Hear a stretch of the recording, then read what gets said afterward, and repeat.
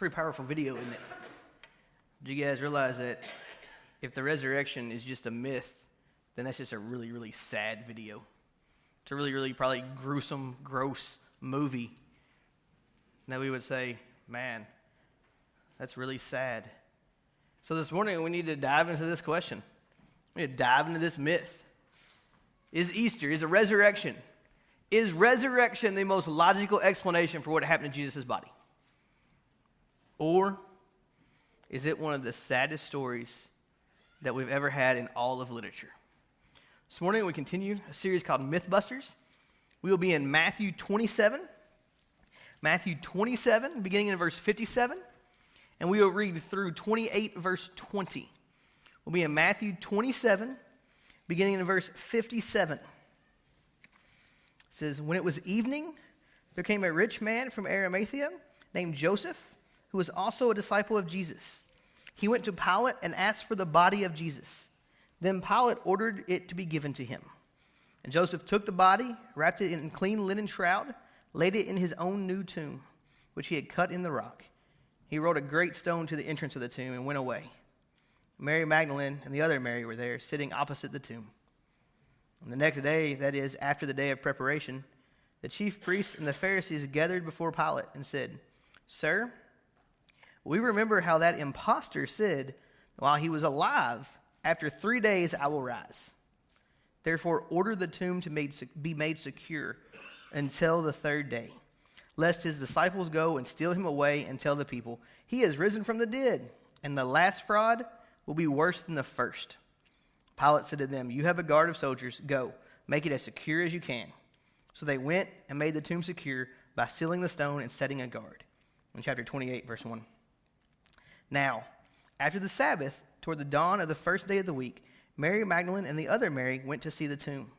And behold, there was a great earthquake, for an angel of the Lord descended from heaven and came and rolled back the stone and sat on it. His appearance was like lightning, and his clothing white as snow. And for fear of him, the guards trembled and became like dead men. But the angel said to the women, do not be afraid, for I know that you seek Jesus who was crucified. He is not here, for he has risen, as he said. Come, see the place where he lay. Then go quickly and tell his disciples that he has risen from the dead. And behold, he is going before you to Galilee. There you will see him. See, I have told you. So they departed quickly from the tomb with fear and great joy, and ran to tell his disciples. And behold, Jesus met them and said, greetings. And they came up and took hold of his feet and worshipped him. Then Jesus said to them, do not be afraid. Go and tell my brothers to go to Galilee, and there they will see me. Verse 11. While they were going, behold, some of the guard went into the city and told the chief priest all that had taken place. When they had assembled with the elders and taken counsel, they gave a sufficient sum of money to the soldiers and said, tell people his disciples came by night and stole him away while we were asleep. And if this comes to the governor's ears, we will satisfy him and keep you out of trouble. So they took the money and did as they were directed. And this story has been spread among the Jews to this day. Now the 11 disciples went to Galilee, to the mountains to which Jesus had directed them. When they saw him, they worshipped him. But some doubted. And Jesus came and said to them, all authority in heaven and on earth has been given to me. Go therefore and make disciples of all nations, baptizing them in the name of the Father and of the Son and of the Holy Spirit, teaching them to observe all that I have commanded you. And behold, I am with you always to the end of the age. Let's pray. God, we come to you this morning, maybe a little emotional, to be reminded of how gruesome the cross was. Maybe a little sad, maybe a little excited. But most of all, God, we come to you this morning asking the question, did Jesus really raise from the dead? Because if he did, that changes everything. But if he didn't, and just as Paul said, why are we even here? This is foolishness to believe if he didn't raise from the dead. God, we need to really dialogue and wrestle with this idea. Would you speak to us? Would you show us? And God, most of all, would you just remind us of who you are? We love you and praise you in Jesus' name. Amen. So we're going to come this morning to one of my favorite things to talk about. This MythBusters series, we've talked about some science stuff and not really my thing. When we get to resurrection, like this is my soapbox, okay? So I'm going to do my best to kind of speed through, but if you have questions, man, talk to me. Talk to me.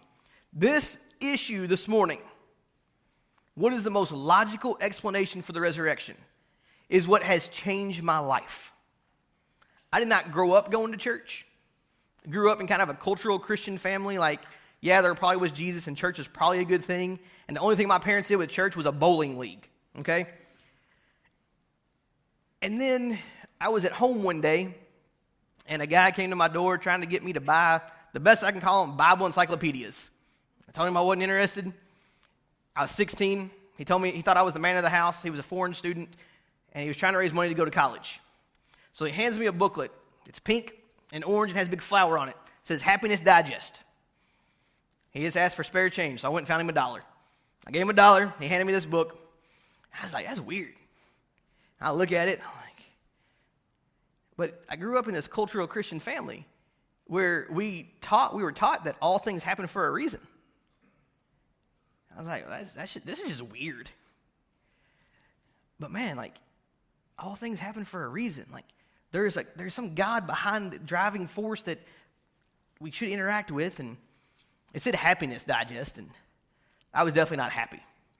My grandfather passed away when I was 9. I was super close to him, and from that time on, like, I just pushed everybody away. Because how do I not get hurt? I don't let you in. And so it said happiness, and I was like, man, like, I would love to be happy. The only place I had found happiness was on the baseball field. And that's what I did 24/7. I've told you the gross story, right? Of how I stand right in front of my porch, and we had one of those storm doors that have the glass in them before the real door, and you could see your reflection in that. So I stand there and look at it, and I would spit and hit the spit. If you want to develop really quick hands for baseball, it's a great tool. It doesn't cost anything either. And the best is to do that and then ask somebody to hold your bat. So, my identity, everything was in baseball.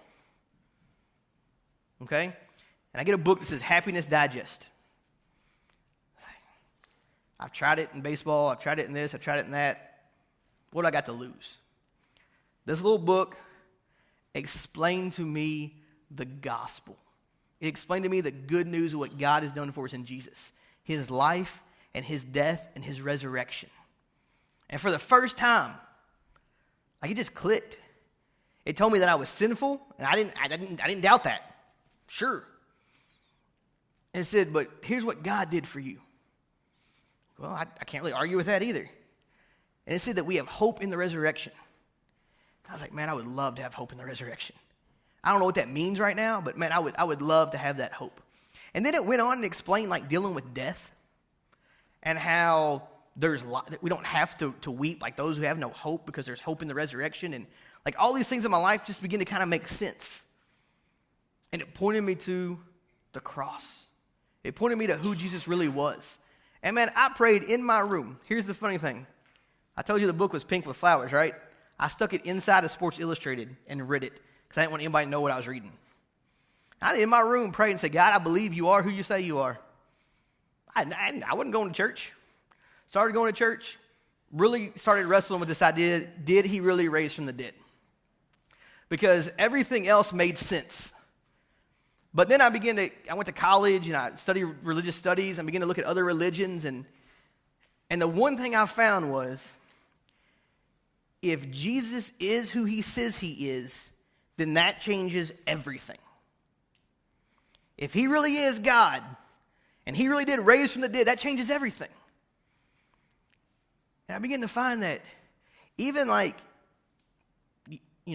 Muslims and Jews, then none of them doubted whether Jesus existed.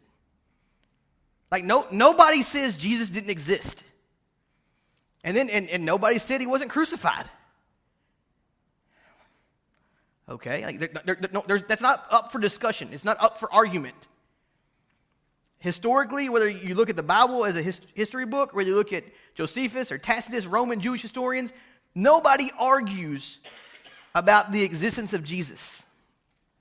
And most of them say he claimed to be God. The only area they differ is the resurrection. And so as I begin to study and look and invest, and I just begin to ask, like, wait a second. No. 1 Corinthians 15, read what Paul said. It all hinges on the resurrection. If the resurrection is true, then that changes everything. And so I invite you to dive into this morning with the understanding that if the resurrection is true, it changes everything. So the question for us is there any historical evidence? Is there any historical evidence for the resurrection? Well, is there any scientific evidence? No, there's not any scientific evidence. Science can't prove that.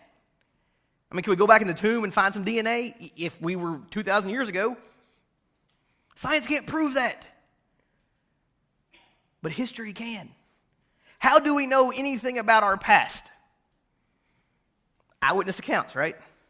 We have what's recorded in history. Most of you, when you were in school, and they handed you a history book, you read it and accepted it as truth. You didn't question it because it was a history book.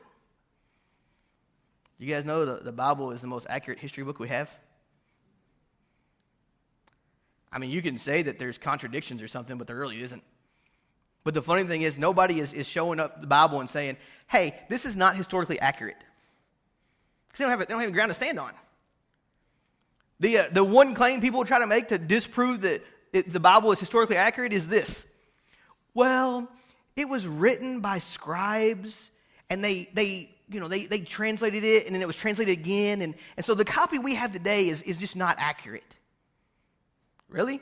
Because we have like early manuscripts from like just years after the events took place. And the manuscripts we found, like they line up. The only differing we have with translations is like that in Hebrew and Greek, the words could mean a lot of different things. And so the only thing we have are these slight variations. We don't have this catastrophic, this book says this and this one said this. We don't have that. So when we go back and we look, we go, man, I got earlier manuscripts for the Bible than anything else. Paul in 1 Corinthians, he says, look, the things I'm saying to you about the resurrection, a lot of people in your midst, they were there. It's really hard to write myth when the people that were there are still alive. Take, for instance, that I get kind of crazy. Not too far-fetched, right? And 5 years from now, I write this book about Easter Sunday today in this church. And I'm like Aaron Rodgers, and I say there's a UFO encounter. And I write all this crazy stuff, and people start interviewing me. And they're like, what? And I'm like, yes, what happened? It's 5 years from now. Most of you guys probably still alive.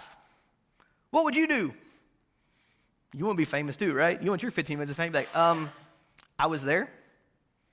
I remember what happened. And that's not at all what happened.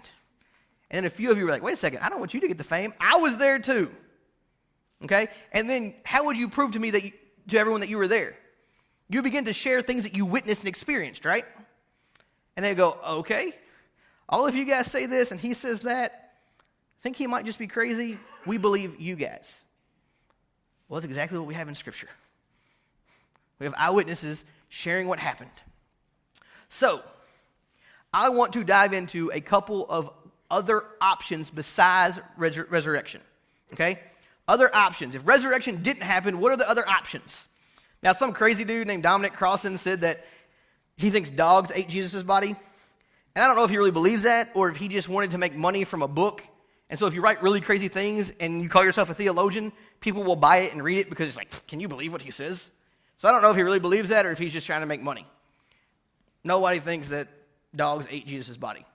Now, they did take some bodies down from the cross, and if they didn't bury them, did animals probably eat the bodies? Yes, probably. But what did it say happened to Jesus' body? We have a guy's name that took him down and put him in the tomb. He asked Pilate for permission.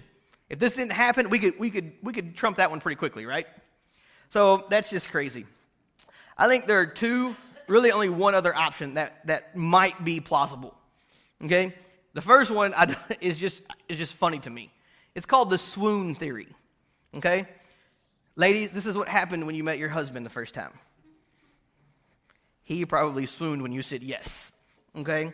The swoon theory says this: Jesus was resuscitated, not resurrected. Like, why does he keep using these big R words? Right? Like, okay, Jesus faked his death. He wasn't really dead on the cross. Maybe he passed out for a moment, maybe he blacked out. And then when they laid him in the tomb, in 3 days he came back to life. Okay, could that have happened? Probably. Did you see the video? You guys know most people don't survive the beating. Like most people who are crucified, they wouldn't survive that beating. The blood, they would lose so much blood that they would die. Okay?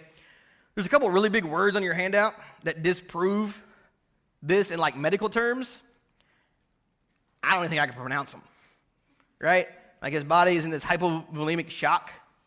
And then when they put the spear in his side, blood and water flowed. There's a really big name for that. And it means you're dead.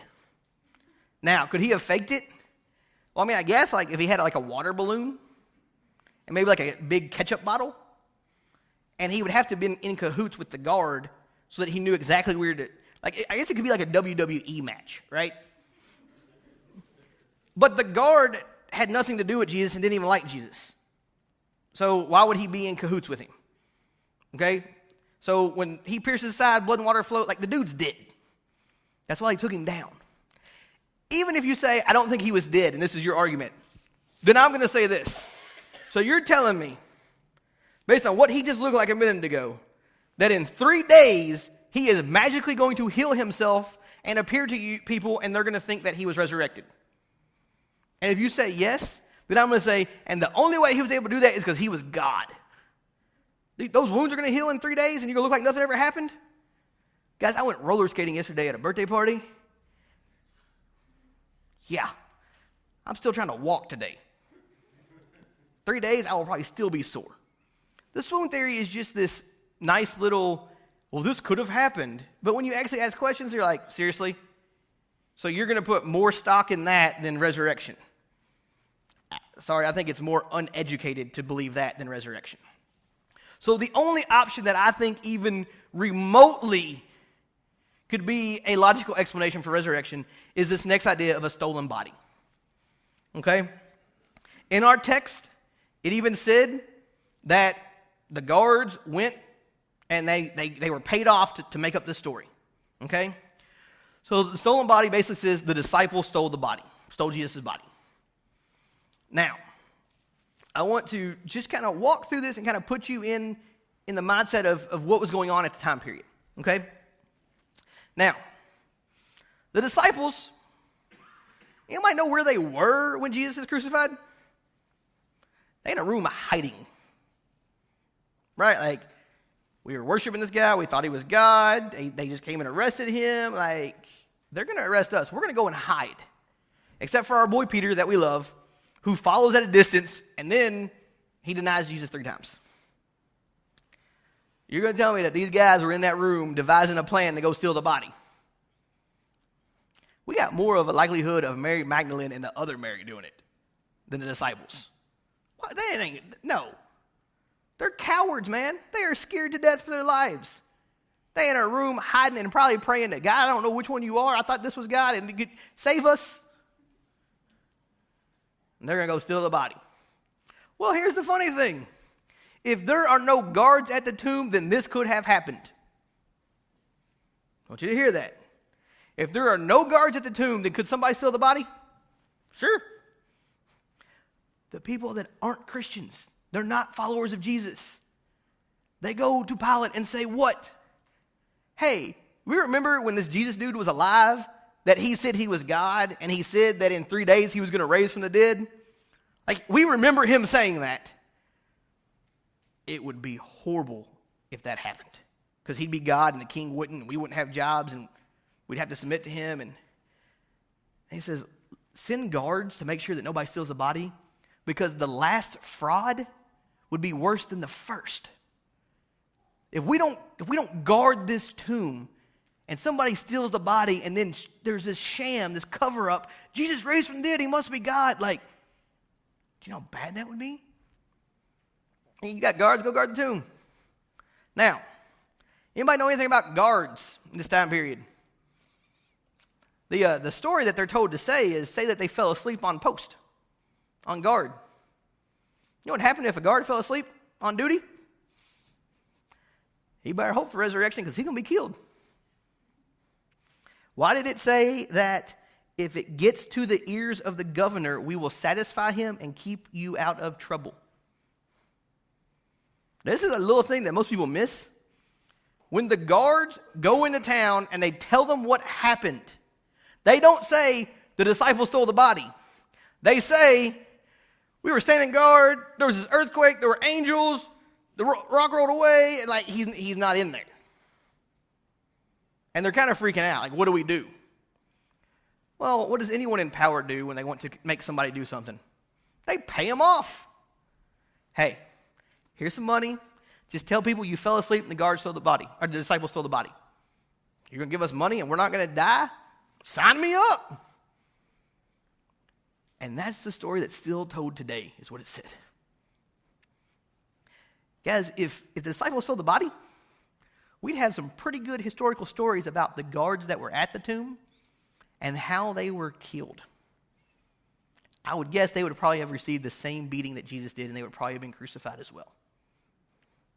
So if you have issues with everything, I want you to wrestle with that right there. How'd the guards get in and steal the body in the first place? But then ask yourself this question. What would the disciples have gained by making people think Jesus rose from the dead? What would they have gained? Think about the rest of their lives. They are not given wealth or fame for believing in Jesus. In fact, the opposite takes place. According to success of the world, their lives got worse after they said Jesus rose from the dead. Almost every one of them was killed. A lot of them were crucified, a couple crucified upside down, stoned, for believing in this risen Jesus. Now, people will not die for what they know is a lie. Will people die for something they think is true? Yes, we've had some cults and Kool-Aid that have happened. But the people in that group thought it was true. They were not in that group willing to die for what they knew was a lie. That's why I love the old story of you have this baby and you have two moms claiming to be the mother, and they go to the judge, and the judge says, I don't know which one is your mom. Let's just cut the baby in half and you each get half. And the one that's not the mom says, okay. The one that it's actually the mom says, no, don't do that. I would rather my child lived. Give him to her. And the judge says, well, I know which one's the actual mom because you didn't want that to happen. We will not knowingly die for a lie unless we get something from it. The disciples didn't gain anything in terms of the worldly standards. Their lives got worse. So you're going to tell me that they stole the body and then died for this lie? Peter, who just denied him 3 times.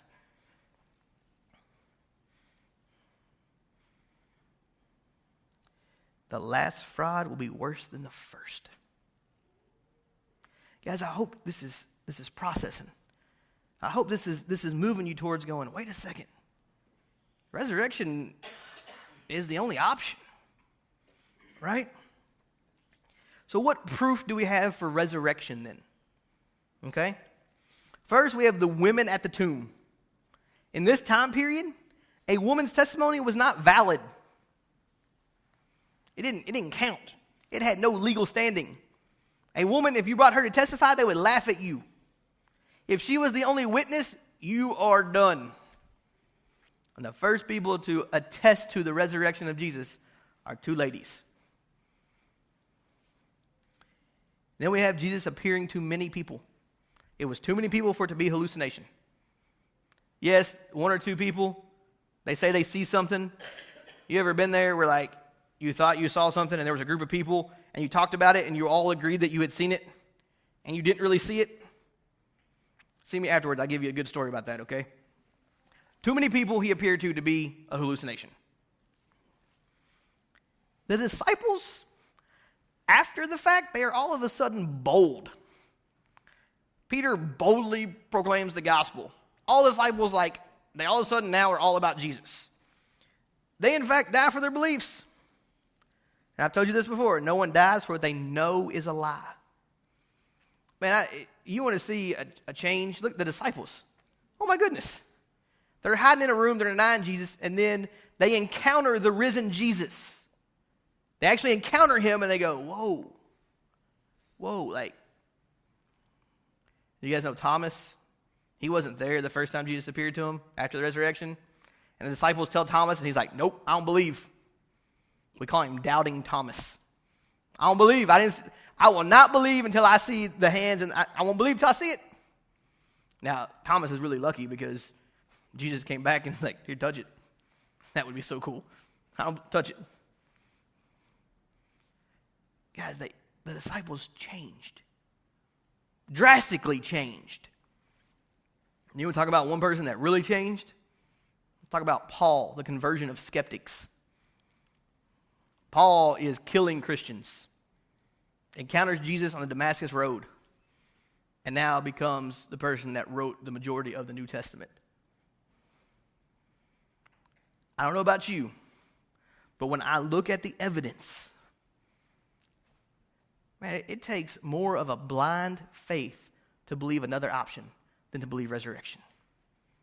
It takes more of a blind faith to believe another option than resurrection. But here's the final deal. The evidence itself, it demands something from you. It demands an experiential test. Why did the disciples change? Because they believed it. And then as they experienced Jesus, they were sold out, man. Let me give you 2 examples in closing, okay, of the experiential test. You guys ever seen the pink little tent and people at Kroger gas station? Okay. So I was at home the other day. So if I go there and get gas and they come up to me, here's what I tell them. You are welcome to wash all of my windows. Don't just wash one. You can wash them all. I am not buying anything. And what do? They walk away. He ain't playing. They walk away. I don't want it. I don't believe it. They walk away. We were at home about a month ago, and Sabrina, my wife, and her mom had went shopping, and me and her dad had taken the boys to the park and playing, and they come home and they're saying how much money they spent, and then they're like, let's tell you a story about the gas station. He watched this, and Sabrina's like, it was amazing. You should have seen what it did. And her mom's like, yeah. And so I bought some. And I'm son-in-law, trying to be good, right? And I'm thinking, her dad's going to blow up in a second. I know he will. He's going to tell him how stupid that is. Why would you do that? And then Sabrina says, but mom was good because she had to walk over to the table, and when she got over there, he tried to sell her a whole lot more, and she said no to that. So she did good. And I'm just waiting for her dad. I'm waiting for Sabrina's dad to why did you waste that money? You know what he said? He goes, yeah, I know, it's pretty cool. I got a couple cans in the car. You know why he bought that? Because he saw it, and it worked. Now, I can't speak for all of you, but I'm going to venture to say that if you have bought that, you probably haven't used the can. It is probably still sitting wherever you placed it, because it was really cool when they did it. It was cool. And that's how some of you guys feel about Jesus. You hear about the resurrection, you're like, that's cool, man. I believe resurrection. It couldn't be anything else. I buy it. I buy that Jesus rose from the dead. And then you just set him aside, and you don't want anything to do with him after that. It's kind of like exercise equipment on an infomercial, right? Anybody ever watch the infomercials over and over, and you keep going, that's too good to be true. But man, if it really works. And you see it again, that's too good to be true. But man, if it really works. And then they do this really funny thing called, you can try it for free. So you try it for free. And you know what happens if you've tried it for free and you have it? You only have it for 30 days, so guess what you do? You use it. Because you want to see if it's worth it. And then when you use it, guess what happens? Because you haven't done anything, and now all of a sudden you're using it for 30 days, it works. And then you buy it and keep it, and then guess what happens? because you have it forever and it's always going to be there. It's always there and you never use it. Here's what I'm asking you this morning. If you are here and you've heard this stuff about Jesus and you say, man, I buy resurrection. That's cool. Okay. But you've never actually like experienced him, like a personal relationship, man, give him a trial run. Maybe you're a skeptic, you're not sure. Do something real weird. Pray. Say, God, like if you're real, show me. And then just read the Gospel of John. That's exactly what Jesus said. He said, just come spend time with me and I'll show you who I am. And put him on a 30-day trial. Pray like he's real. Read the Bible like he's real. Obey his word like he's real. And come to church like he's real. And see what happens. But the flip side of this is going to be true for some of us. We did that and we said, he's real. This is legit. And then we put him on the shelf. Right? The band's going to come and lead us in a time of response. I don't know where you're at this morning. I don't know if you need to experience Jesus for the first time. I don't know if you put him on the shelf and maybe you need to come dust it off. But I do know this. God is speaking and he wants you to respond. Don't leave wishing you had responded. The altar, you can come down here and pray. If you come down here, does it mean your world's falling apart? Nope. Could your world be falling apart? Yep. But there's just something about being on your knees before God. You can focus, you can pray. Man, maybe you pray, God, help me to share this with others. Help me to live this out. God, show me who you are. But do me one thing this Easter. Don't leave having not responded.